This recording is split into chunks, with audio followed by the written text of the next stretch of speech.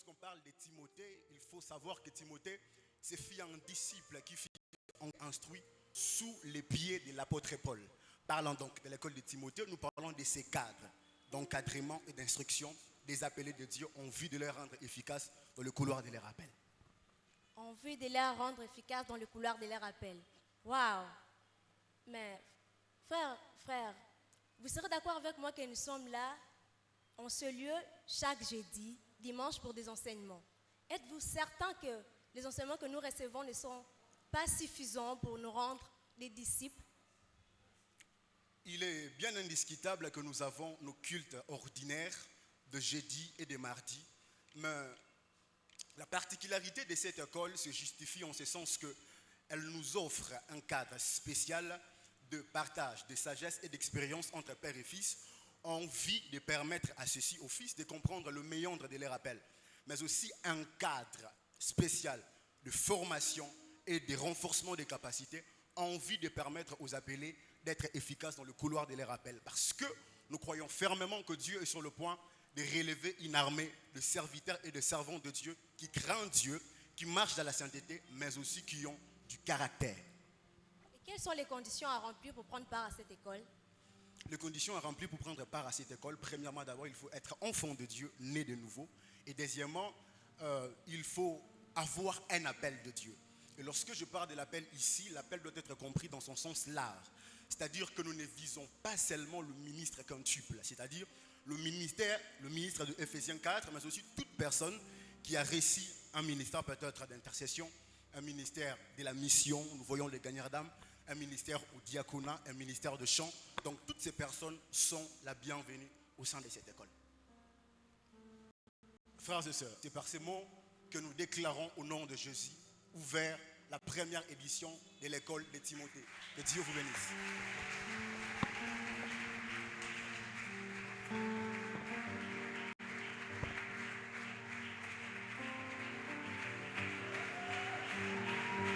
Est-ce que quelqu'un peut s'élever pour acclamer le roi des rois?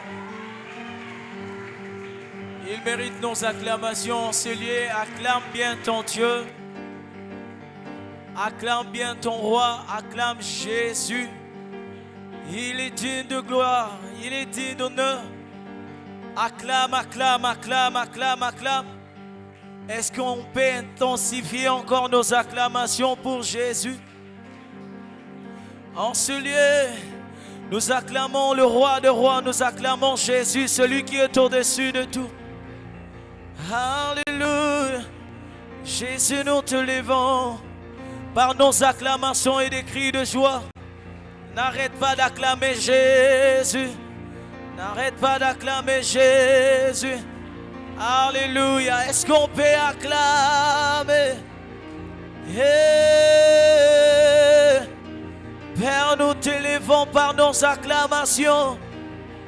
Jésus, nous n'avons rien de spécial à te donner. Nous t'élevons par nos acclamations. Adonai, nous t'élevons, Elohim. Je suis là dans ta présence, Père de gloire. Je t'acclame, je t'acclame.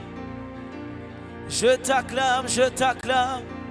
Je te lève au-dessus de tout.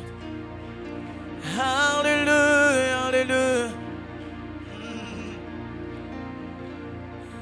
Alléluia, alléluia.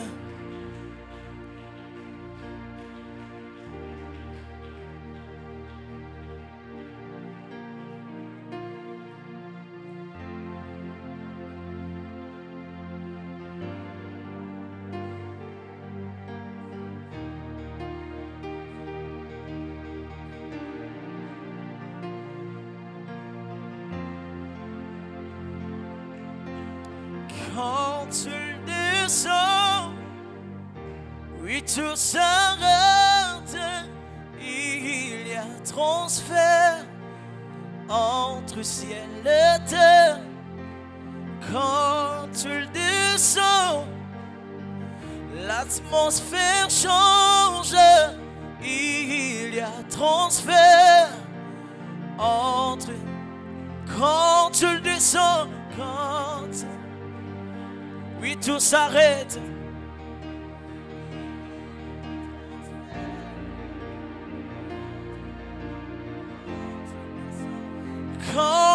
descend, l'atmosphère change. Il y a, tu l'es encore quand il descend. Oui, tout s'arrête. Il y a. Nous ne voulons pas rentrer tels que nous sommes venus longtemps après. Quand il descend, l'atmosphère change. Il y a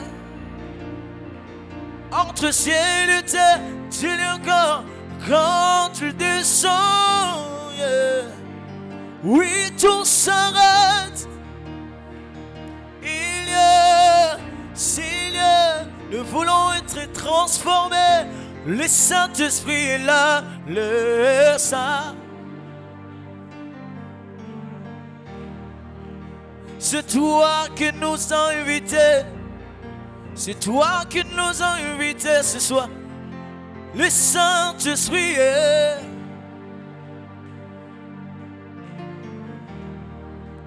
Le Saint-Esprit est là.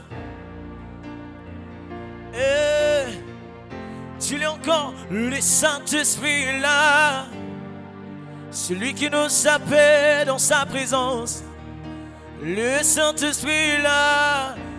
Il est là. Les maladies s'enfuient. Les paralytiques sont déjà. Les stériles enfantent. Les sourds entendent. Par sa puissance, les maladies s'enfuient.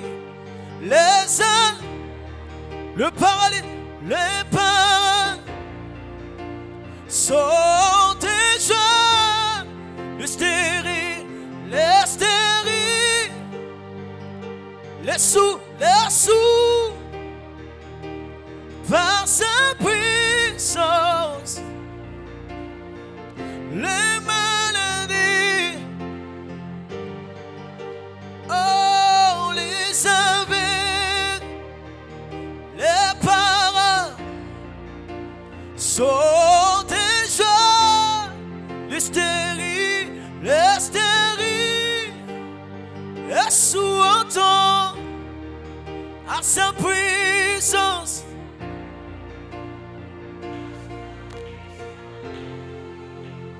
Est-ce que tu peux préparer ton esprit en prière?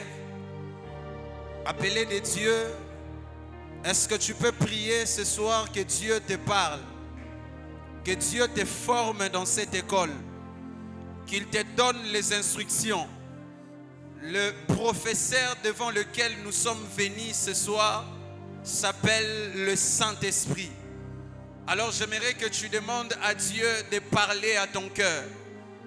Dis à Dieu, j'ai besoin d'une nouvelle instruction ce soir, afin de devenir de plus en plus efficace dans le couloir de mon appel. Est-ce que tu peux prier le Seigneur en ces termes? Dis à Dieu, ne me rate pas, ne me rate pas. Donne-moi l'entendement spirituel. Donne-moi le sens des discernements élevés.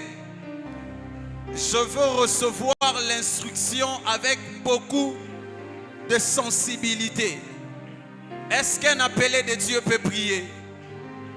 Est-ce qu'un appelé de Dieu peut prier? Demande au Dieu qui t'a appelé de te parler. Demande à Dieu qui t'a appelé de te parler ce soir.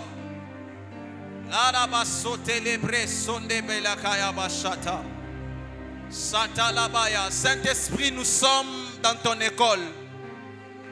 Saint-Esprit, nous sommes là pour apprendre de toi.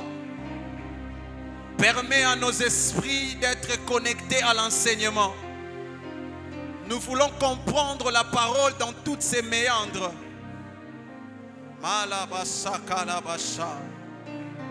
Shandala basaka di baba sakapai. Ela mazinda la basaka la bashata. Lo pala dia basai. Wapi tokende lisusu wapi. Est-ce que tu peux prier le Seigneur? Shalabasakata la basha. Nous sommes là, toi qui as les paroles de vie. Viens vivifier nos ministères. Viens communiquer la vie à l'appel de chacun ce soir.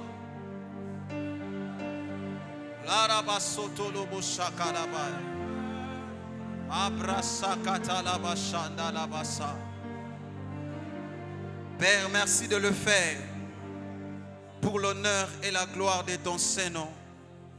C'est au nom de Jésus que nous avons ainsi prié. Nous disons Amen.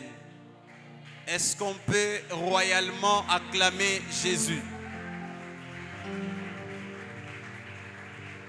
J'aimerais que nous offrons à Jésus les acclamations dignes d'un roi. Nous ne sommes pas en train d'acclamer un prince de ce monde ou encore un président de ce monde. Nous acclamons le roi des rois, le Seigneur des seigneurs, celui qui est assis éternellement sur le trône. Amen. Nous reprenons nos places. Nous sommes très heureux de vous recevoir ce matin et nous vous saluons ce soir, allais-je dire. Nous vous saluons dans le précieux nom de Jésus-Christ. Alors, le cadre qui nous reçoit, c'est l'école de Timothée. C'est un cadre qui est institué pour aiguiser les appelés de Dieu, selon que nos bien-aimés l'ont exposé ici. Alors, pour cette première édition, nous avons le privilège de recevoir quelqu'un de très spécial pour nous. Il s'agit ici de notre Père. Vous savez, la formation dans le parcours de l'appelé de Dieu occupe une place très très importante. Et Dieu, pour nous former, il a des instruments spécifiques qu'il utilise. Et la personne que Dieu va utiliser ce soir pour nous parler, au-delà d'être pour nous un père, c'est aussi quelqu'un qui est doté de sagesse et de beaucoup d'expérience, surtout dans les domaines de l'appel de Dieu. Et pour ceux qui ne le savent pas, notre Père a plus de 20 ans de marche avec Dieu. Plus de 20 ans de marche avec Dieu. Et il a fait plus de 15 ans au pied du pasteur, l'apôtre Marcelo Tounassi. Et pour la petite histoire, je crois l'équilibre où on a tenu avec le pasteur Ivan Castano et le pasteur Mohamed Sanogo, on était justement à l'Athénée de la Gombe.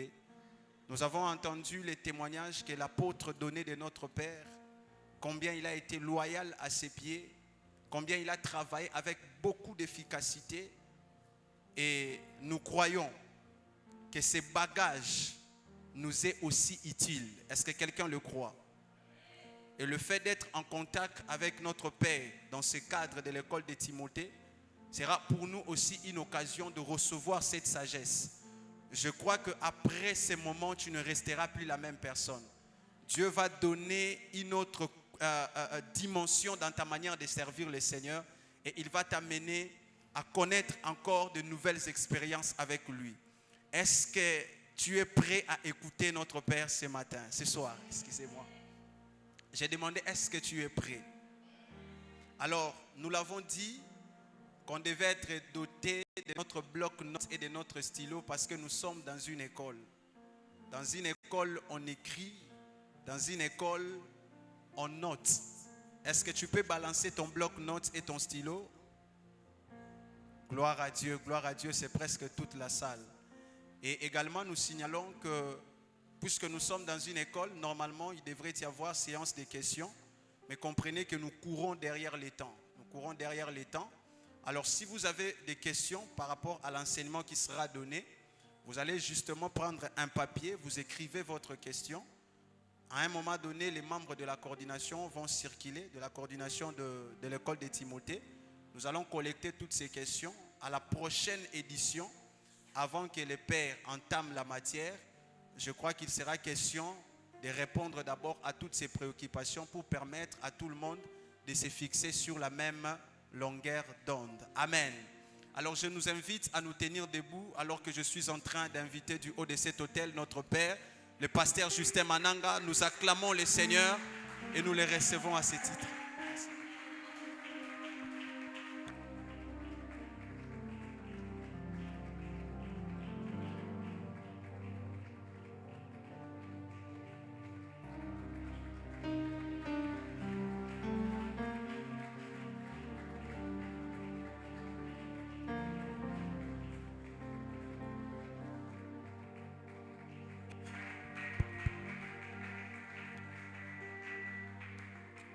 Tu peux reprendre ta place, s'il te plaît.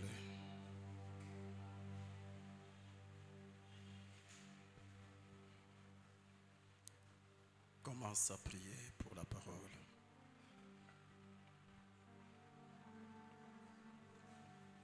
Ni par force, ni par puissance, mais par ton esprit.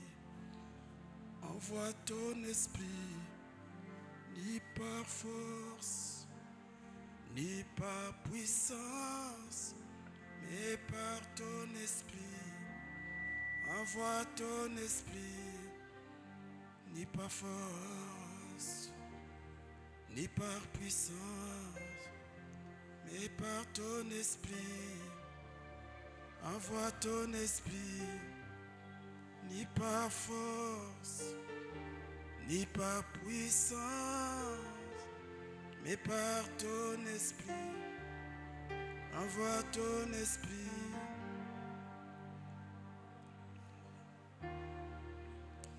Hey,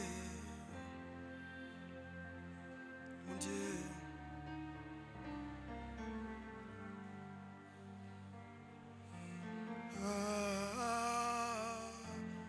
Donna.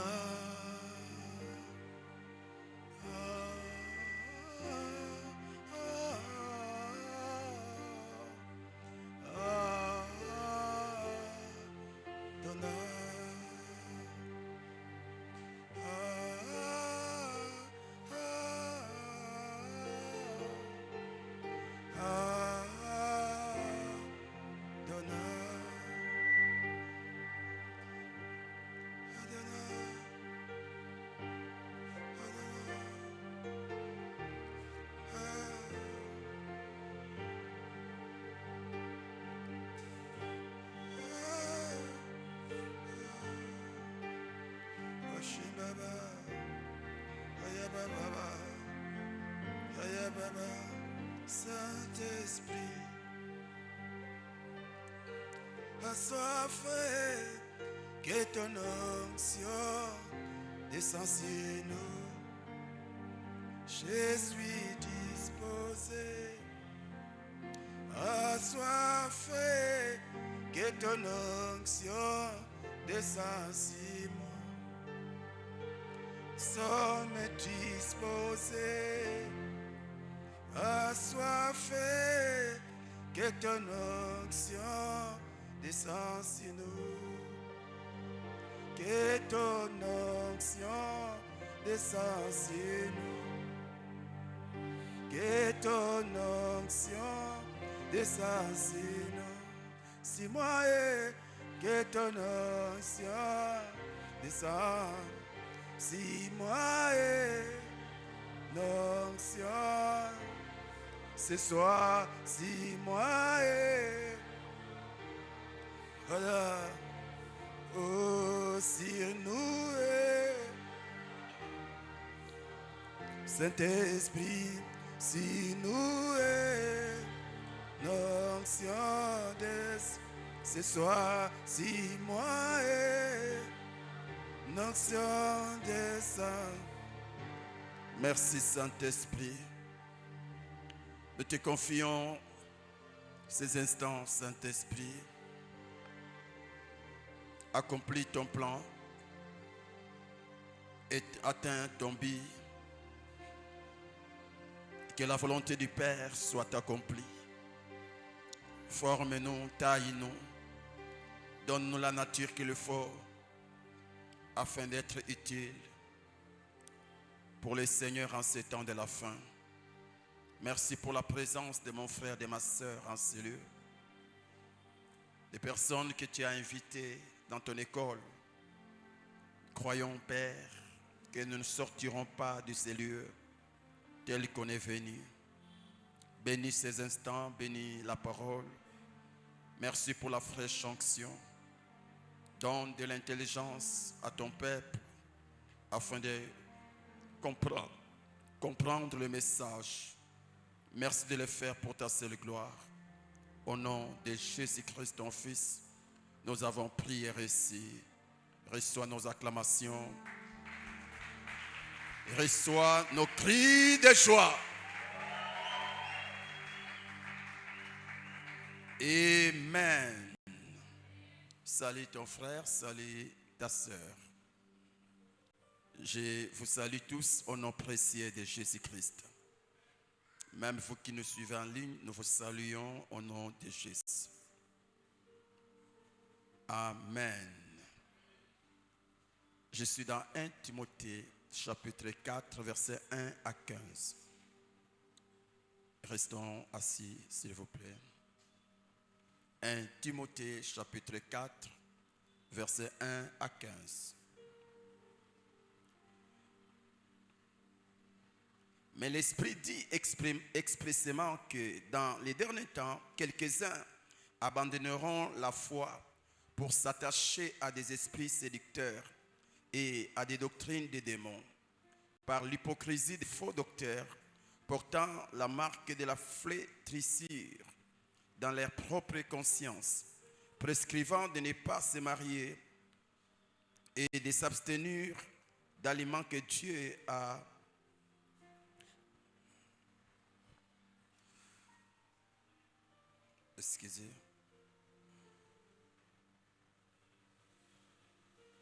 que Dieu a créé pour qu'il soit pris avec action de grâce par ceux qui sont fidèles et qui ont connu la vérité.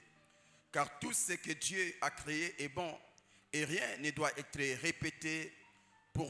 rejeté pourvu qu'on les prenne avec action de grâce.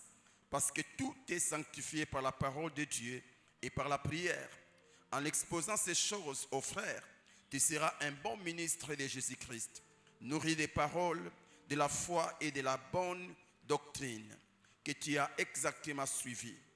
Repousse les contes profanes et absurdes. Exerce-toi à la piété, car l'exercice corporel est utile à peu de choses, tandis que la piété est utile à tout, et à la promesse de la vie présente et de celle qui est à venir.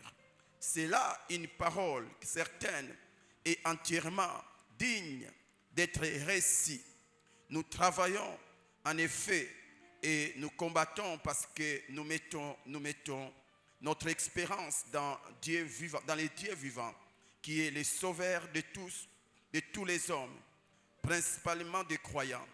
Déclare ces choses et enseigne-les, que personne ne méprise ta jeunesse, mais sois un modèle pour les fidèles en parole, en conduite, en charité, en foi, en piété, jusqu'à ce que je vienne. Applique-toi à la lecture, à l'exhortation, à l'enseignement. Ne néglige pas les dons qui est en toi et qui t'a été donné par prophétie avec l'imposition des mains de l'assemblée des anciens. Occupe-toi de ces choses. Donne-toi tout entière à elle, afin que tes progrès soient évidents pour tous. Parole du Seigneur. Amen. Tu es très froid, est-ce que tu peux bien dire Amen? Amen. Alors nous voici rassemblés pour l'ouverture officielle de notre rendez-vous du savoir. Un programme que nous avons nommé école de Timothée. Amen. Alors veuillez nous excuser pour les retards. Ce n'est pas qu'on a disposé nos esprits pour être en retard, mais vous connaissez les embouteillages qui sont dans notre ville. Et par la grâce de Dieu, nous allons nous efforcer pour donner l'essentiel. Retenons que ce programme a été conçu pour encadrer, fortifier et former les jeunes serviteurs et servantes de Dieu appelés au ministère. Comme l'apôtre Paul a accompagné Timothée, nous aussi, par la grâce de Dieu, nous avons réussi la même mission d'accompagner les jeunes serviteurs et servantes de Dieu afin de bâtir une génération de ministres qui sont solides, enracinés dans la parole de Dieu, craignant Dieu et conduits par le Saint-Esprit. Et dans cette école, nous aurons plusieurs sessions selon que le Saint-Esprit nous conduira. Mais pour cette première session, comme vous le savez, nous allons traiter un thème fondamental tiré dans 1 Timothée chapitre 4, verset 12, partie A. La Bible dit que personne ne méprise ta jeunesse. Et pour ce soir, nous les reformulons ainsi: que personne ne méprise ton ministère. Dis après moi: que personne ne méprise ton ministère.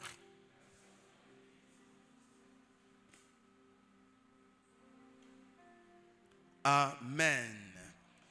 Dis encore: que personne ne méprise ton ministère. Ainsi, je vous souhaite la bienvenue à l'école de Timothée. Si tu es dans la joie, acclame, exprime ta joie. Est-ce qu'il y a un amoureux du Saint-Esprit en ce lieu? Si tu es là, exprime ta joie en acclamant le Seigneur, en poussant des cris de joie. Amen. Alors, j'aimerais voir ton laissez-passer, ton droit d'entrée. Présente-moi ton droit d'entrée. Vous qui êtes venus sans droit d'entrée, vous êtes des fraudeurs, donc. Amen. Alors, je demanderai à ceux qui sont derrière. Nous avons encore d'autres chaises ici. Occupez les 2 ou 3 rangées. Ça me permettra de bien communiquer la pensée. Vous qui êtes derrière, à part les protocoles, à part ceux qui font les services à cette heure, je vous prie, avancez. Juste besoin que les gens se limitent à la 3e colonne. Donc avancez de ce côté, ça me permettrait de bien travailler. Amen. Alors je vais me battre, m'efforcer d'être un enseignant de l'université. Amen. Comme l'a dit l'homme de Dieu Timothée, nous sommes dans une école. Alors à l'école, on ne donne pas la prédication. À l'école, on donne l'enseignement. Amen. Car la prédication, ce sont des paroles qui font du bien, mais qui s'envolent des fois. Mais l'enseignement, c'est la base. Amen. L'enseignement, c'est comme la fondation. Vous voyez? Et la prédication, c'est ces bâtiments. Tout le monde voit les bâtiments. Mais ce que les gens ne savent pas, que la force de ces bâtiments ne vient pas de sa beauté ou encore de sa grandeur. La force de ces bâtiments vient de quelque chose qui est caché, que tout le monde ne voit pas. C'est la fondation. Amen. Alors, si tu n'as pas la fondation, appelée les enseignements, à chaque fois qu'il y aura vent et tempête, tu seras à terre. Amen. Alors, je vais m'efforcer. Je sens qu'il y a l'onction des appelés en ces lieux, mais je vais me battre d'être un enseignant. Amen. Alors, suis-moi attentivement. Si tu as sommeil, tu vas te lever, faire un peu de tour pour que tu ne sois pas oublié. Amen. Amen. Alors, un conseil, écrit et écouté. Amen. J'aimais à l'époque en 99, alors que j'étais encore étudiant à l'INIKIN, il y a un professeur qui nous donnait cours. Il nous disait, pour moi, ce qui importe, ce n'est pas d'abord ce que vous écrivez, mais ce que vous comprenez. Amen. Car si tu écris et que tu n'as rien compris, les jours où tu seras devant les défis de la vie, eh bien, tu chercheras ton cahier. Or, c'est impossible que tu pars partout avec ton cahier. Mais si tu avais compris la matière, de la même manière que ton cerveau se déplace avec toi partout où tu es, de la même manière aussi, ce que tu avais retenu se déplacera aussi avec toi. Pour dire, le plus important, ce n'est pas d'abord écrire, mais comprendre. Amen. Alors, tu dois écrire comme les versets, les points capitaux, mais plus cherche à comprendre les explications. Amen, amen. Amen. Tu peux m'encourager avec ton amen. Alors, je suis dans 1 Timothée chapitre 4 et 12. C'est les versets de base dans cette session. La Bible dit que personne ne méprise ta jeunesse, mais sois un modèle pour les fidèles en parole, en conduite, en charité, en foi, en pureté. C'est l'apôtre Paul qui écrit à son fils Timothée. Amen. Il écrit, il exhorte son fils que personne ne puisse mépriser sa jeunesse. Alors, j'ai une question. Quelle est la raison majeure pour laquelle Paul recommande à Timothée de ne laisser personne mépriser sa jeunesse? C'est quoi la raison majeure? On peut m'aider avec le micro, s'il y a un micro. Les lecteurs de la parole. Qu'est-ce qui a poussé à Paul d'exhorter Timothée de ne laisser personne mépriser sa jeunesse? Qui peut me dire, qui peut me donner la raison? Ok, il y a un frère derrière. Tu te présentes et puis tu donnes ton avis. Merci pour la parole. Moi, c'est David Aristarque Sekele. Et pour pouvoir répondre à la question, je dirais que la raison qui a poussé l'apôtre Paul de dire ainsi à Timothée, c'était juste parce que l'apôtre Paul avait compris que Timothée avait un don de Dieu en lui. C'est ce que moi j'ai compris. Ok, merci. Une autre. Ok, il y a un animé derrière. Comprenez, nous sommes à l'école. Amen. Ok, merci pour m'avoir aussi accordé la parole. Moi, donc, c'est le frère Emmanuel Kalambaï. Oui, oui. Bon, selon moi, la raison pour laquelle l'apôtre Paul avait dit à Timothée que personne ne méprise sa jeunesse, l'apôtre avait constaté que la jeunesse de l'époque de Timothée se méconduisait et tout le monde se moquait de cette génération-là compte tenu de leur méconduite. Et c'est pour cela l'apôtre Paul avait recommandé à Timothée qu'il puisse être modèle et que personne ne méprise sa jeunesse, qu'il puisse se distinguer avec la génération de sa jeunesse dont cette génération était méprisée compte tenu de leur façon de se conduire. Merci. La dernière personne.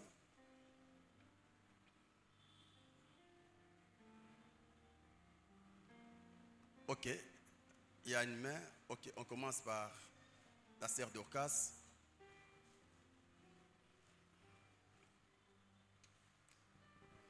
Merci beaucoup pour la parole. Moi, je suis la sœur Dorcas Kapai.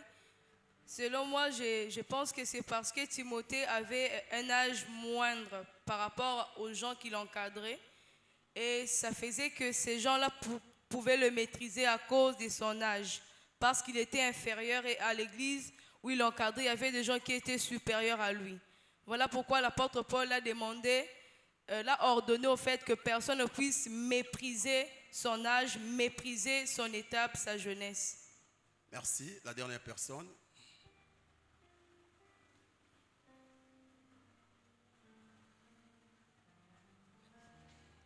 Merci papa pour la parole. Je Oui. réponds au nom de Nata Kavula. Moi je dirais que avec les dons qu'avait Timothée, et puis hormis les dons, il avait aussi la connaissance. Alors si nous lisons le livre de Timothée toujours, le premier verset, on précise très bien vers les temps derniers, c'est-à-dire vers ces temps, avec la connaissance dont avait Timothée, avec les faux docteurs qui sortiront en ces jours, Timothée devait donc garder les bons dépôts qui étaient en lui afin de défendre ce qu'il avait réussi par les impositions de main et aussi par l'intelligence, je peux dire ainsi. Amen. Ok, on acclame le Seigneur, on se limite là, on acclame le Seigneur. Ok, vous avez réussi. Vous avez réussi. Je n'ai rien rejeté. Alors écrit. La raison majeure pour laquelle Paul recommande à Timothée de ne laisser personne mépriser sa jeunesse, c'est à cause de la lourde charge spirituelle que Dieu lui avait confiée malgré son jeune âge. C'est à cause de la lourde charge spirituelle que Dieu avait confiée à Timothée malgré son jeune âge. Alors écoutez, tu as fini d'écrire, tu peux me regarder. Là, je suis en train d'expliquer. Alors, Timothée était établi comme responsable pastoral à l'église d'Éphèse. Donc, Timothée était pasteur à l'église d'Éphèse. Et cette fonction, selon les standards culturels des Juifs de l'époque, pas les Juifs d'aujourd'hui, était traditionnellement réservée aux hommes mûrs. Aux hommes mûrs. Et quand on parle de la maturité dans les sacerdoces, on voit l'âge de 40 ans jusqu'à X. Moins de 40 ans à l'époque, c'était pas l'âge de la maturité. Amen. Vous allez le constater même pour Moïse. Peut-être ils ont eu la révélation à partir de Moïse. Moïse a commencé à 40 ans. C'est à l'âge de 40 ans qu'il va décider d'aller libérer ses frères. Amen. Et c'est après 40 ans que Dieu va les ramener en Égypte pour accomplir la mission. Amen. Donc ça, ce n'est pas une raison clé, mais selon moi. Amen. Mais par rapport à l'histoire, un pasteur devait avoir 40 ans ou plus. Moins de 40 ans, c'était comme si tu étais immature. Amen. Et c'est à cette époque-là que l'Éternel va choisir Timothée. Il va lui confier une lourde mission. D'abord, il devait gérer l'église d'Éphèse.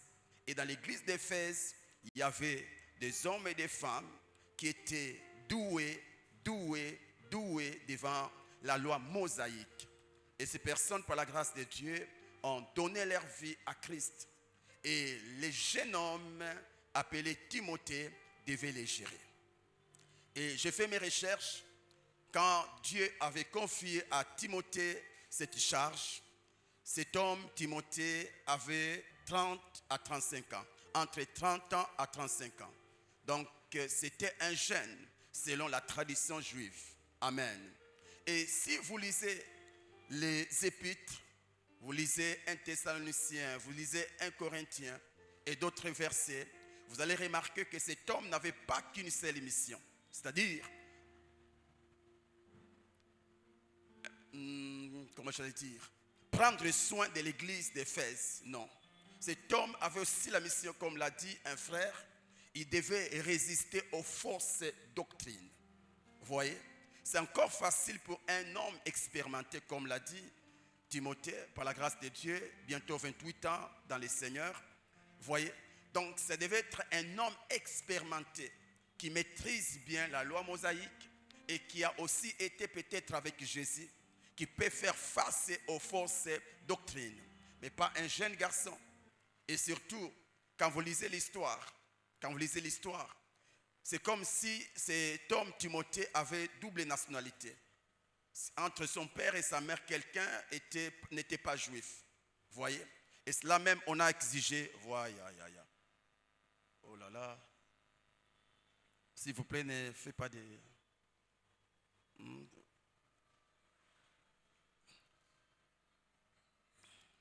Amen. Donc, alors c'est à cet âge-là que cet homme a reçu les mandats de Dieu. Dieu va les confier une lourde charge. C'était pas facile. Dans son église, il n'y avait pas que des jeunes. Il y avait aussi des personnes plus âgées que lui. Et il devait les paître.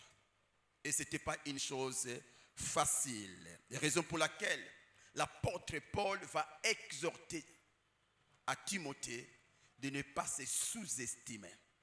Lorsque Paul dit que personne ne méprise ta jeunesse, la phrase commence par quoi? Que veut dire que, vous qui avez fait le français, que veut dire? C'est quoi? C'est quoi? C'est à l'impératif. Donc c'est un ordre. En soi, moi je crois en toi. Mais n'accepte pas que ceux qui doutent de ton âge et de ton appel t'influencent. Une fois, j'ai dit à un homme ici, il n'est plus ici, il n'est pas ici, c'est Papadou. Une fois, je l'ai dit, si moi je peux croire en toi, à combien plus forte raison toi-même? Quand on te confie la chair, quand un homme de Dieu te confie la chair, c'est qu'il croit en ton ministère. Et parce que ton père croit en toi, efforce-toi de te croire. C'est-à-dire que tu dois croire que je suis appelé. Et c'est ce que Paul voulait dire à Timothée. Même si ceux qui sont plus âgés que toi doutent de ton appel, toi, crois en ton appel.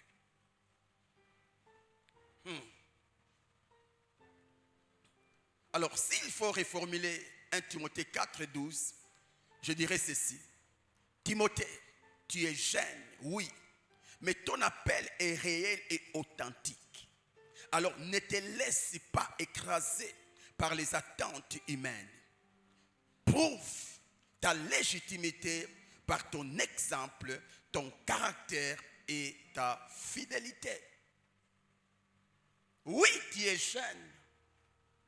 Oui, selon la tradition juive, tu ne mérites pas ces responsabilités. Mais l'onction ne voit pas l'âge. Du reste, l'onction n'a pas d'âge. Ce sont des hommes qui passent, mais pas l'onction. Ce sont les hommes qui vieillissent, mais pas l'onction. L'onction ne vieillit pas, car le Saint-Esprit n'a pas d'âge. Vous voyez?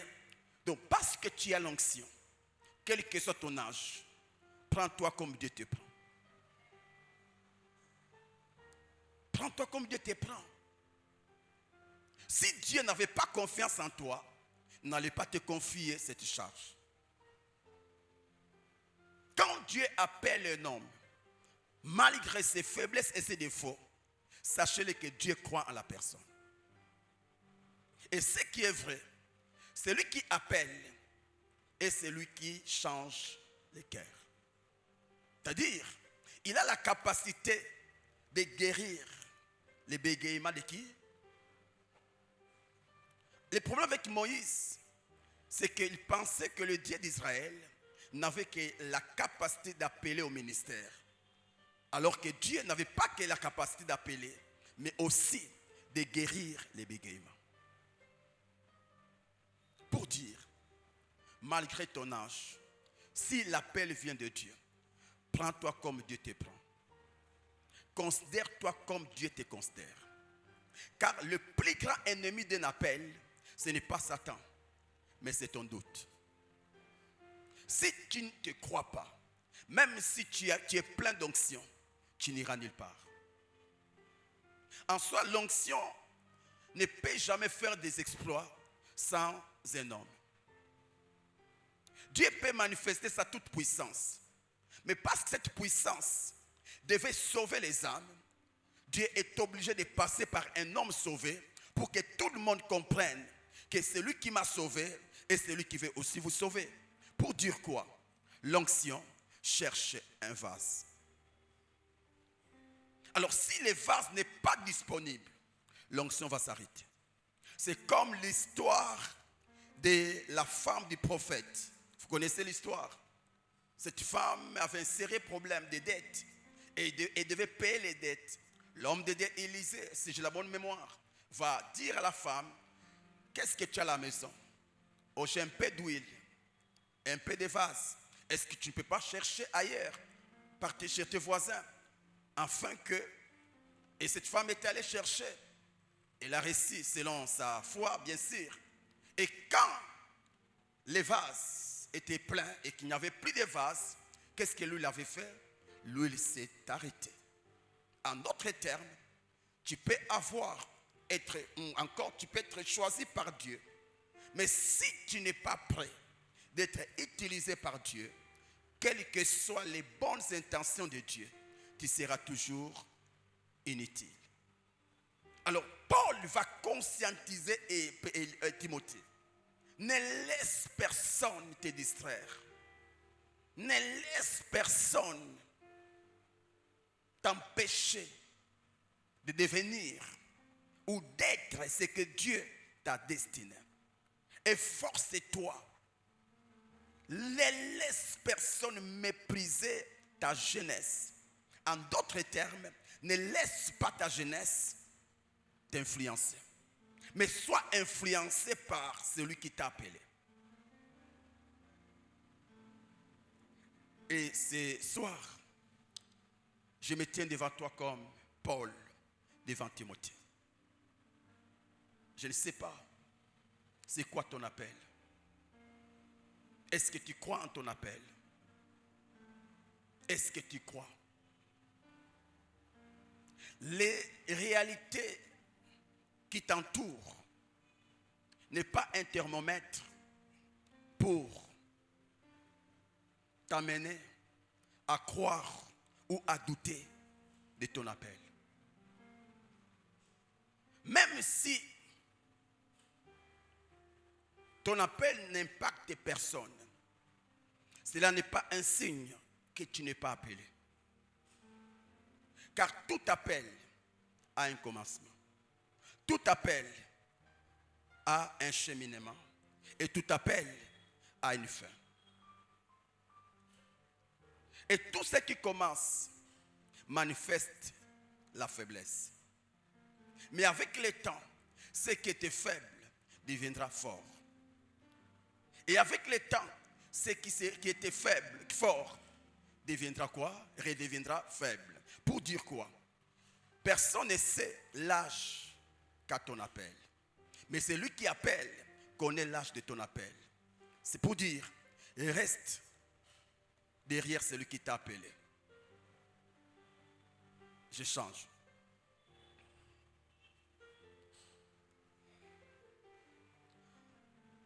Quand Dieu appelle un homme, Dieu ne tient pas d'abord compte de son âge. Mais Dieu tient compte de la chose qu'il a décidé de faire au travers de l'appelé. Parce qu'il est celui qui capacite. Il est celui qui capacite. Si Dieu t'a appelé, comme je l'ai dit, tu dois le croire. Tu dois l'accepter. Ne cherche pas l'approbation des hommes pour croire à ton appel. Car l'appel de Dieu précède l'approbation des hommes. Avant que ton pasteur découvre ton appel, Dieu t'avait déjà appelé. En soi, les hommes voient la manifestation de ton appel et non le débit de l'appel. Car Dieu, lorsqu'il appelle, même l'appelé est inconscient de l'appel. Raison pour laquelle cet homme appelé Jérémie, Dieu ne l'avait pas appelé le jour où il avait pris conscience de l'appel, mais depuis le sein de sa mère. Alors ne cherche pas à réfléchir sur un appel que tu ne maîtrises pas son commencement. Encore. Si c'est Dieu qui t'a appelé, ne cherche pas l'encouragement des hommes.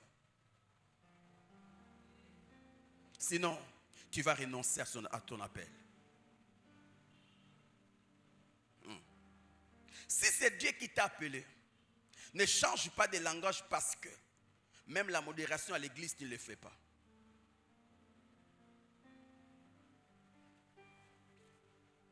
Aussi, quand Dieu appelle, les ministères c'est comme les 5 doigts de la main. Tous, ou tous sont des doigts, mais chaque doigt a son rôle. Chaque doigt a sa mission. Pour dire quoi?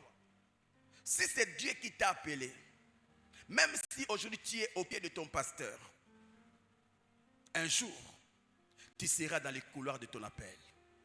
Il y a certains ne seront plus au pied de leur pasteur pour aller exercer ailleurs. Mais il y a d'autres qui resteront toujours au pied, mais dans les couloirs de leur appel. Parce que nous avons des groupes ou des types des appelés. Il y a des appelés qui sont appelés leaders et il y a d'autres appelés qui sont des leaders sous les leaders. C'est-à-dire quoi? Il y a certains, Dieu les a appelés pour être la tête. Mais d'autres, Dieu les avait appelés pour être derrière une tête. Mais tout en exerçant les rappels.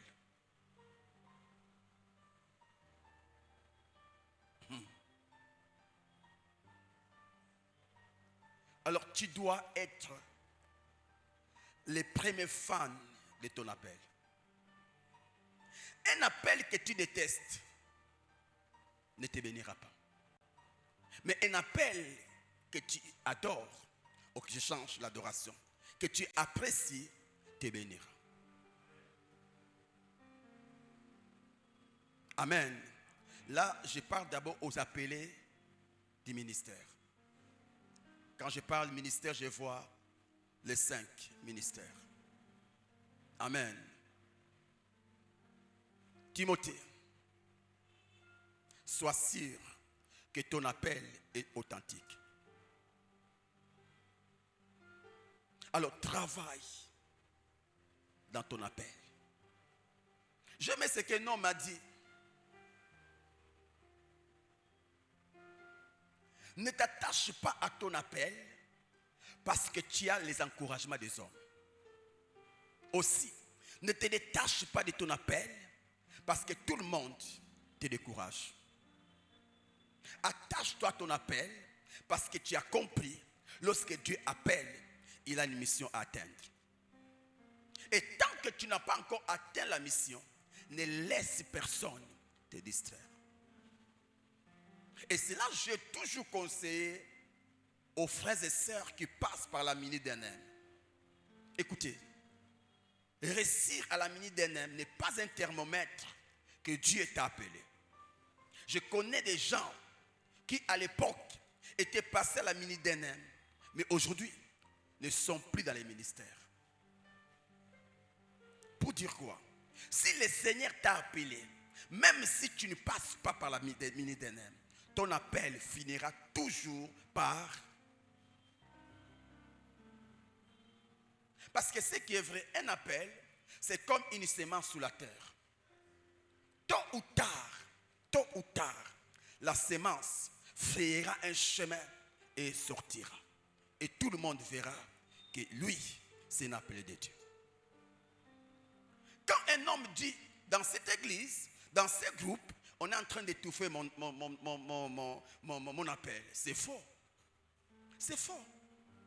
De la même manière, la terre ne peut jamais empêcher la sémence de jaillir ou de sortir. De la même manière aussi, un appelé ne peut jamais être étouffé. En soi, ce qu'on appelle étouffement, c'est l'impatience. C'est la nature de Moïse. Moïse pensait que c'était l'heure de sortir, alors que Dieu n'avait pas encore commencé avec lui. Et pareil, les gens qui disent que dans cette église, on étouffe mon appel, dans cette communauté, on étouffe mon appel, en soi, ce sont des impatients qui pensent être prêts alors que Dieu n'a pas encore fini avec eux. C'est ça le problème. On ne bloque pas un appel. Un appel, c'est comme une rivière. Quelle que soit la petitesse de la rivière, tant que la rivière aura une source, si vous la bloquez, vous allez comprendre combien elle est puissante. Elle va monter, monter, monter, monter, monter, jusqu'à frayer un chemin. Et pareil aussi un appel. Si ton appel est authentique, même si on te met des calmes, même si on te bloque, ton appel montera, montera, montera, montera à telle enseigne. Dieu sera même prêt à créer un scandale juste pour que ton appel émerge. Aussi, ne cherche pas que ton leader reconnaisse ton appel pour croire que tu as l'appel. Car les leaders n'appellent pas. Non. Les leaders font quoi? Font quoi? Confirment. C'est Dieu qui appelle. Et il passe par les hommes pour confirmer. C'est pourquoi un vrai appelé reste dans l'agenda de Dieu. Quand Dieu appelle, il y a une ligne de conduite qu'il donne à l'appelé. Ce qu'il faut faire. Il reste encore sous les toits de Pharaon jusqu'au temps de Dieu. Et regarde, quand Dieu avait appelé Moïse, qui était le second de Moïse? Qui était le second de Moïse? Qui? C'est Aaron. Vous voyez? Et qui était Josué? Pas le second de Moïse. Ni encore un serviteur de Dieu, mais un serviteur de Moïse. Vous voyez? Mais ce qui a marqué la différence, cet homme de Josué avait l'appel à succéder qui?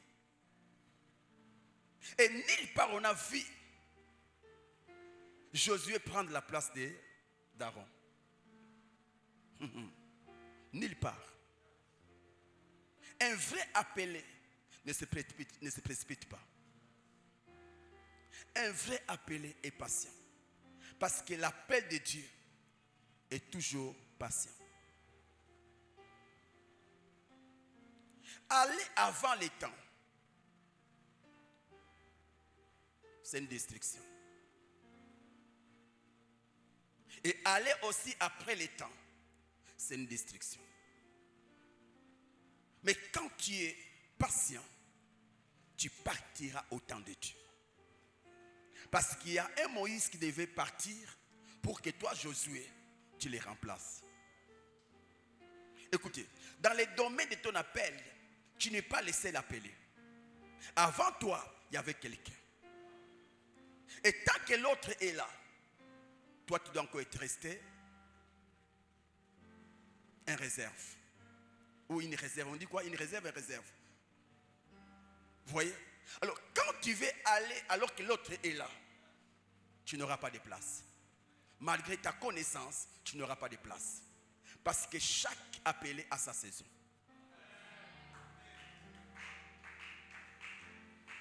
Chaque appelé a sa saison. Et restez patient. Amen. Personne ne bloque ton appel. Personne. Personne. Aussi. Ne commence pas parce que les femmes chantent. David a tué 10 000.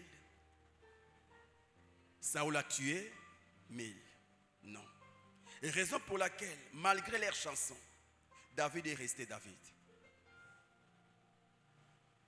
Malgré leurs chansons, tout en connaissant que c'est lui qui devait remplacer Saoul, on n'a pas vu là où David a monté un coup d'état. Jamais. Même quand il a eu l'opportunité de tuer Saoul, il va dire, ne touchez pas à mes oins. C'est-à-dire quoi? Tant que les oins est encore oins, si tu les remplaces, tu vas rater ta place. Parce qu'il n'y a pas de chaises, il n'y a pas de trône, il n'y a qu'un seul trône. Malgré que Dieu s'est retiré de lui, il est encore assis sur le trône. Alors si je me précipite, en soi je serai hors du trône. Pour dire quoi? Je dois patienter jusqu'à ce que celui qui est au trône libère le trône, afin que moi je monte. Pareil aussi, dans le couloir de ton appel, il y a quelqu'un. La personne devait d'abord partir pour que toi tu remplaces. Quand je dis partir, je ne dis pas qu'il doit mourir. Non. Vous savez, non. Remarquez, vers les années 2000, on ne parlait pas de l'apôtre Marcelo. On parlait d'autres, tels que Vernon, on parlait de général Sonika Fouta et tant d'autres. Mais aujourd'hui, on parle d'autres personnes. C'est pourquoi un conseil pour les vieux, c'est pourquoi un conseil pour nous les vieux. Quand tu es dans ta saison, maximise. Car dans les ministères, nous avons des saisons. Il y a la saison des vaches et la saison des vaches. Alors si, dans ta saison des vaches, grâce, si tu ne profites pas et que tu ne fais pas la réservation, quand tu arriveras à la saison, c'est là où tu verras les vieux prophètes être jaloux du jeune prophète. Pourquoi? Parce que le vieux prophète n'a pas bien géré sa saison. En soi, les vieux prophètes pensent qu'ils resteront éternels dans leur saison. Non. L'onction peut être là, mais l'homme appelé à un âge. C'est-à-dire quoi? Il y a un certain âge, tu n'auras plus l'énergie que tu as aujourd'hui. Alors, dans cet âge-là, c'est normal que Dieu cherche un jeune. Parce que ce ne sont pas les vieux qui font la relève, mais ce sont les jeunes. Alors, plus le Seigneur t'utilise, plus tu t'approches dans un âge qui ne te permettra pas de bien travailler. C'est pour dire quoi? Quand tu es dans ta saison, fais la provision. Fais la provision. Et c'est quoi la provision? Un pacte. Sois un père pour plusieurs enfants. Et ce sont ces enfants qui feront ta couronne demain. Amen. Donc il y a un temps pour tout. C'est pourquoi ne sois pas jaloux de ton frère. Ne sois pas jaloux de celui que Dieu a élevé. C'est sa saison. Loue-les. Encourage-les. Parce que ton tour aussi arrive. Écoutez, nous sommes dans une vie où tout ce que nous faisons est une sémence. Tout ce que nous faisons est une sémence. Tu sèmes l'amour. À ta saison, tu auras aussi l'amour. Tu sèmes la jalousie. Attends-toi aussi dans ta saison qui est la jalousie. Donc pour dire quoi? Sois.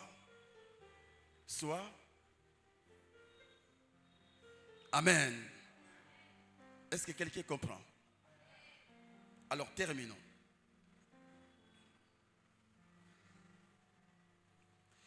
Que personne ne méprise ton ministère.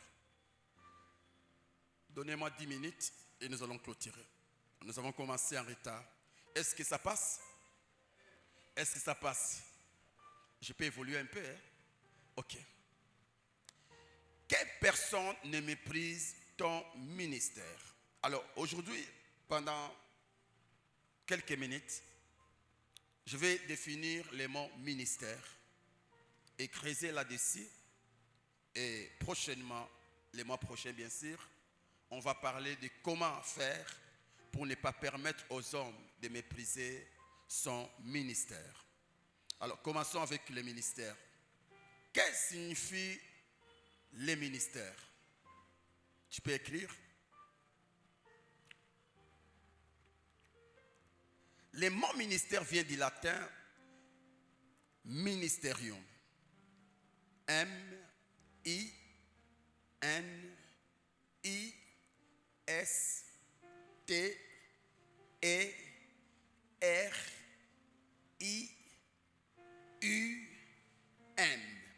Ministerium.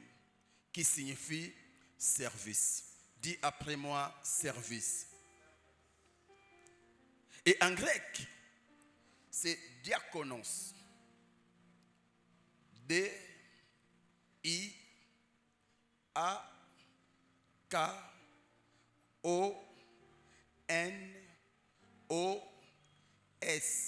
Diakonos. Bon, comprenez? Je ne maîtrise pas le grec. Et cela signifie littéralement serviteur ou celui qui sert. Et l'origine du mot diakonos vient du verbe diako en grec, qui signifie courir à travers ou c'est hâter pour servir les autres. C'est dans les diakos et tirer le mot diacre. Donc un diacre, c'est un serviteur de Dieu. Amen. Un serviteur est celui qui se hâte pour servir les autres. Lorsqu'on parle du service, on voit autrui. Alors, dans les contextes bibliques, un ministère, c'est un service ou une mission spirituelle confiée par Dieu à un homme ou une femme pour servir les autres selon les dons reçus ou l'appel spécifique. Dans le contexte biblique, un ministère, c'est un service, une mission spirituelle confiée par Dieu à un homme ou une femme pour servir les autres selon les dons reçus et l'appel spécifique. Et de par cette définition ou ces définitions, nous dirons que tout service fait pour Dieu à l'église ou en dehors de l'église locale, c'est un ministère. Un ministère, c'est le service. Un ministre de Dieu, c'est un serviteur de Dieu. Un ministre d'État, c'est un serviteur de l'État. Donc quand on parle du ministère, c'est le service. Est-ce que tu as compris? C'est pour dire, servir au protocole, c'est un ministère. Servir à la technique, c'est un ministère. Servir dans la chorale, c'est un ministère. Servir à la célébrité, c'est un ministère. Tout ce que tu fais à l'église, c'est un ministère. C'est pour dire, tous les ouvriers sont des ministres de Dieu. On est d'accord? En soi, le problème, quand on voit un ministre, on pense à un pasteur. Non. Toute personne qui sert Dieu à l'église, c'est un ministre de Dieu. Je sais qu'il y a une question.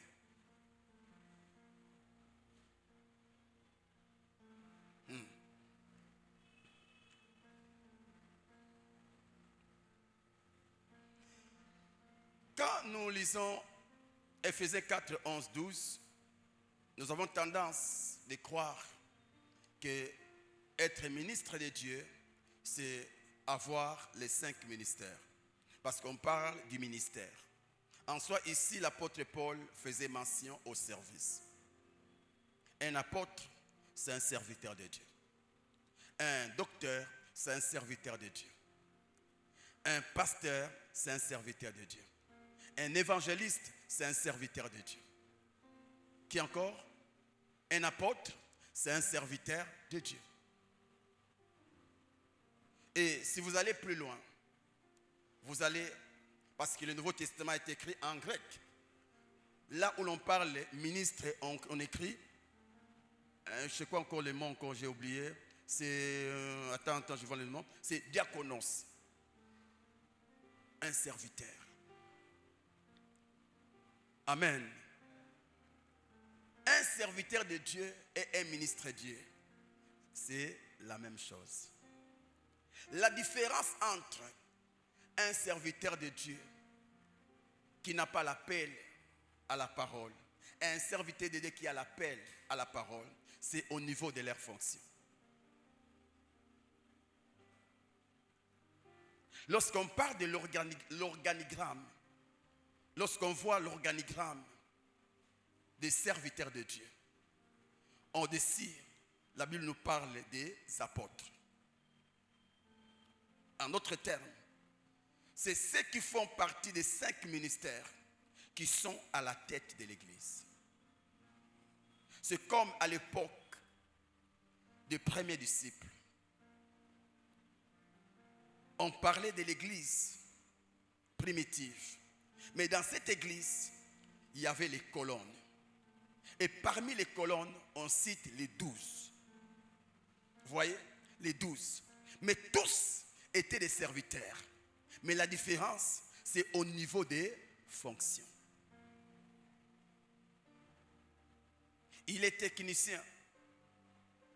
Il travaille à l'église pour l'avancement du royaume. C'est un ministre de Dieu. C'est un serviteur. Moi, je prêche. Je suis aussi ministre de Dieu, un serviteur. Mais la différence, moi, j'ai reçu l'appel de commencer. Et lui, il est venu travailler dans mon appel. Vous voyez? Donc, la seule différence, moi, j'ai été établi sur lui.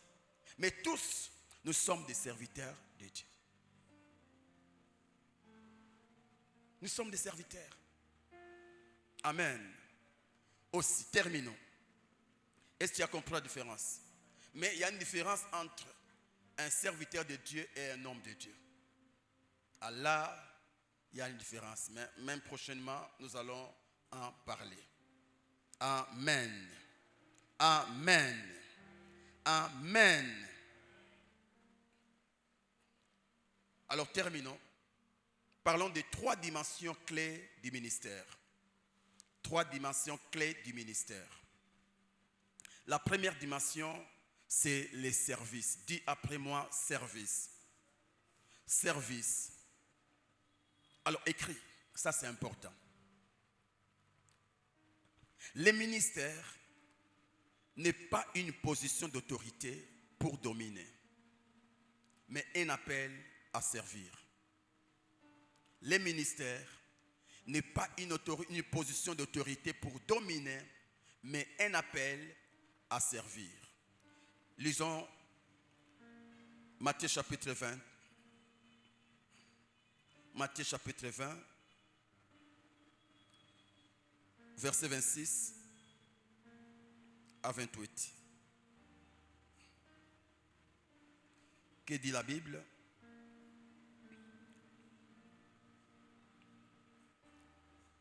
Qu'est-ce que la Bible dit? 26 à 28. Il n'en sera pas de même au milieu de vous, mais quiconque veut être grand parmi vous, qu'il soit votre serviteur. Et quiconque veut être le premier parmi vous, qu'il soit votre esclave. 8. C'est ainsi que le Fils de l'homme est venu, non pour être servi, mais pour servir et donner sa vie comme la rançon de plusieurs. C'est qui est ministre de Dieu? C'est un homme qui est au service de Dieu devant les hommes. Un appelé, l'appel n'est pas une position d'autorité. Les dons que Dieu a placés en toi ne doivent pas t'élever au-dessus des autres. Mais ces dons font de toi esclave pour les autres. Un appelé, c'est comme une source. La source ne donne pas l'eau pour elle, mais pour les autres. Tous les dons spirituels que Dieu a enfouis en toi, c'est pour les autres. Et c'est là où l'apôtre Paul parle de l'esclave. Je suis esclave de Dieu, esclave de Jésus. Un vrai serviteur de Dieu, c'est un esclave. Tout ce que tu cherches, l'onction, la puissance, c'est pour les autres. Si tu les cherches pour toi, là tu n'es plus serviteur de Dieu. tu es serviteur de ton ventre. C'est là où la Bible parle des serviteurs de leur ventre. C'est-à-dire quoi? Ils cherchent l'onction pour eux. Alors qu'on ne cherche pas l'onction pour eux. Pour toi, tu dois chercher l'onction pour l'autre. Le Fils de l'homme n'a pas été envoyé pour être servi, mais pour servir les autres. Cela, vous allez remarquer, si demain Dieu vous fera grâce d'aller en Afrique du Sud, là où nous étions partis, la formation de la mission. Là, quel que soit ton titre, on ne sert personne. Tu dois prendre ton assiette et aller te servir. Et dès que tu finis de manger, ne prends pas ton assiette, tu les jettes là, quelqu'un d'autre va laver. Non, non. Toi-même, tu laves ton assiette, tu laves ton gobelet et puis tu les remets. Et aussi, chaque personne, chaque étudiant a son tour de préparer les thés, les déjeuners, quel que soit ton titre. Et je me rappelle encore à l'époque, il y avait un pasteur, un grand pasteur d'ici. Un grand pasteur d'ici. Les jours de se servir, on n'a pas dit, ok, les oins de Dieu vont commencer d'abord à se servir, et puis nous les petits. Non, non, non, non. Tu viens en retard à laquelle elle est.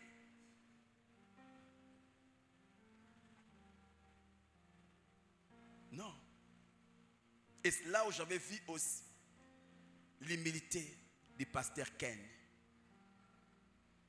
Vous voyez, malgré sa grandeur, là, maître, il était derrière pour attendre son tour de se servir.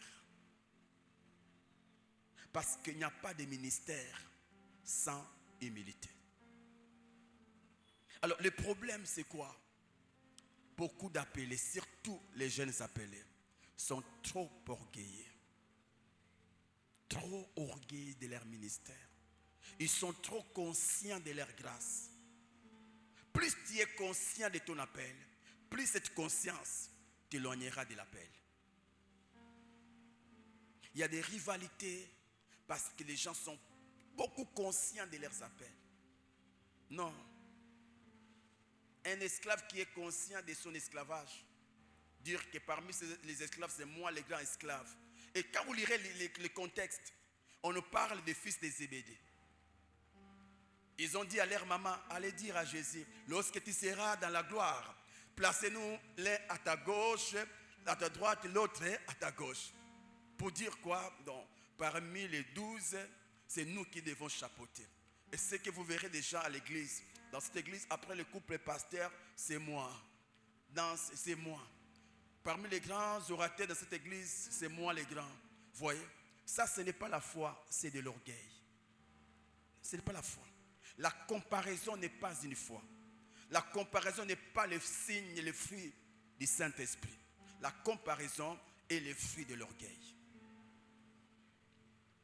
Les jours où la tête cherchera à se comparer aux pieds, ces jours-là, l'homme ne marchera plus. L'homme ne marchera plus.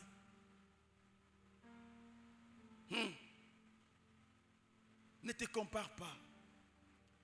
Parce que tu es unique. Même si tu me dépasses, tu ne prendras jamais ma place. Non. En soi, tu dois te comparer à toi-même. Est-ce que je suis arrivé là où Dieu m'attend? Pas là où les hommes t'attendent. Parce que chacun a son couloir. Les jours où tu chercheras à emprunter les couloirs de l'autre, tu mourras. Et reste dans l'eau. Parce que toi, poisson, ton couloir, c'est les eaux. Oiseau, reste dans les airs. Les jours où tu chercheras à envier les poissons, ces jours-là, tu mourras. Alors, n'êtes égal à personne, même si vous avez même les mêmes appels. Vous pouvez avoir les mêmes appels, mais pas les mêmes destinées. Pareil. Si on les comprend, je ne peux jamais me comparer à l'église comme Pasteur Bibois. Non. Non. Demain, je vais écrire quelque chose que l'Esprit m'a donné. En soi, dans les ministères, ce n'est pas une question de course. Ce n'est pas une question de course. Mais c'est une question d'arriver là où Dieu t'attend. Et les chemins qui mènent là où Dieu t'attend n'est pas forcément un chemin droit. N'est pas forcément un chemin courbé. Là, vous allez remarquer quelqu'un a bandit un ministère à Gangui. Mais alors ne cherchez pas à brûler les étapes pour arriver là où l'autre. Il y a banda qui s'y mal kinga. Non, non, à l'équioté. Parce que besoin de course était. En soi, besoin de course na yomoko. Parce que les appels, Dieu ne nous appelle pas les mêmes jours. Dieu peut nous appeler les mêmes jours, mais pas la même heure. Si peut-être la même heure, ce n'est pas la même seconde. Les jumeaux, quand ils naissent, c'est les mêmes jours. Mais chacun naît à... Pareil aussi, ne t'égale pas. Ne cherche pas à devenir comme l'autre. Parce que l'autre n'est pas toi, toi tu n'es pas l'autre. Sois toi. Et tu réussiras. Du reste, ce ne sont pas les acclamations des hommes qui vont attester que tu es arrivé. C'est les acclamations de celui qui appelle. Car si celui qui t'appelle n'est pas content, même si nous sommes contents de toi, tu as échoué.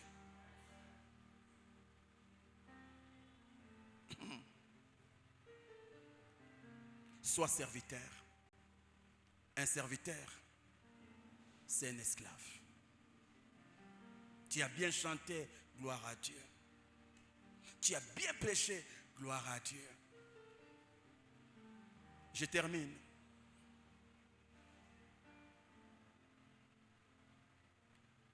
Deuxième, la mission divine. La mission divine. Le ministère n'est pas une initiative personnelle, mais un appel de Dieu. C'est Dieu qui établit les ministères. Éphésiens 4, 11. Tu peux lire à la maison. Ne t'improvise pas. Non. On ne s'improvise pas dans les ministères. On est appelé. Si Dieu ne t'a pas appelé, ne crée pas un appel. Sinon tu mourras. Sinon tu mourras. À chaque... Quand Dieu élève... Quand la République élève un ministre, un homme au rang des ministres, il dispose à son égard qui? Des militaires ou des policiers. Pourquoi? Parce que les rangs du ministre dans notre nation est beaucoup convoité. Il y a des gens qui chercheront à ruiner ta vie. Alors si on te laisse sans garde du corps, c'est possible qu'on puisse te toucher. C'est pourquoi même quand tu ne veux pas, l'État t'impose. Parce que tu as été établi ministre, eh bien regardez ton cortège. Désormais, tu ne vas plus te promener seul. Que tu le veux ou pas, il y aura toujours des gens pour... Et pareil aussi, quand Dieu t'appelle et qu'il veut te lancer, quand Dieu t'appelle, il dispose favorablement à ton égard des anges. Chaque appelé a ses anges. Chaque appelé a ses anges. Voyez? Et c'est quoi le rôle de ces anges?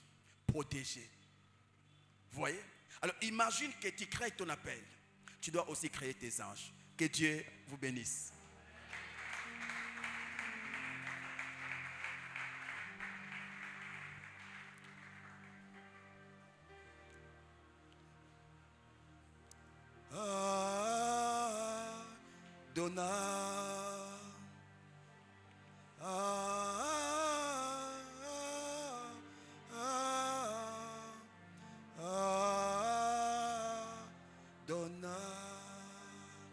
Commence à prier. Prie le Seigneur pour ces instants passés dans sa présence. Que le Seigneur t'aide par rapport à ces messages. Que le Seigneur te délivre de la comparaison. Que le Seigneur te délivre de la rivalité. La rivalité n'est pas de Dieu. La comparaison n'est pas le fruit du Saint-Esprit. L'impatience n'est pas le fruit du Saint-Esprit. Que Dieu te donne la patience. Que Dieu te donne la patience. Que Dieu te donne à rester au pied de ton pasteur et ne pas brûler les étapes. Que tu ne crées pas ton appel, sinon tu créeras tes anges.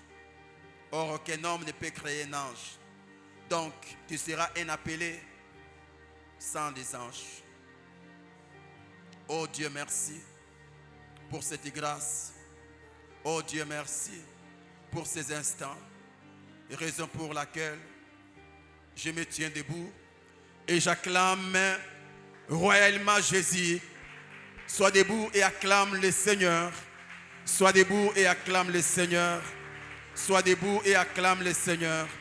Au nom de Jésus-Christ. Amen. Alors avant de t'asseoir, qui a aimé cette école? Est-ce qu'on peut revenir le mois prochain? On peut revenir le mois prochain. Alors avec la coordination de cette école, nous allons vous informer quand auront l'école de Timothée. On acclame le Seigneur. Que Dieu vous bénisse. Est-ce que quelqu'un peut m'aider à acclamer le Seigneur?